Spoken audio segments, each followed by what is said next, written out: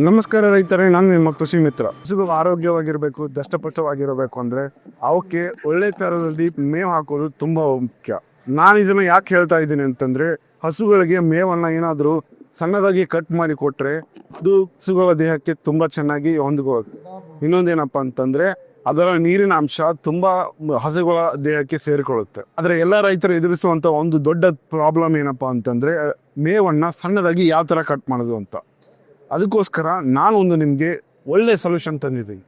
ಅದೇನಪ್ಪ ಅಂತಂದರೆ master chop cutter. ಈ ಚಾಪ್ ಕಟ್ಟರ್ ಬಂದುಬಿಟ್ಟು ನಿಮ್ದು ಯಾವುದೇ ಮೇವಿರಲಿ ಅದನ್ನು ಸಣ್ಣದಾಗಿ ಕಟ್ ಮಾಡುತ್ತೆ. ಅದು ಒಣ ಉಳ್ಳೆ ಆಗಿರಲಿ, ಹಸಿ ಉಳ್ಳೆ ಆಗಿರಲಿ. ಈ ಜಾಗದಲ್ಲಿ ನೀವು ಮೇವನ್ನ ಇಟ್ಟರೆ ಸಾಕು, ಇದು ಕಬ್ಬಿನಲ್ಲಿ ಮಷಿನ್ ಥರ ತಾನೇ ಒಳಗೆ ಹೇಳ್ಕೊಳುತ್ತೆ, ಹೇಳ್ಕೊಂಡು ಈ ಕಡೆ ಮೇವನ್ನು ಕೊಡುತ್ತೆ.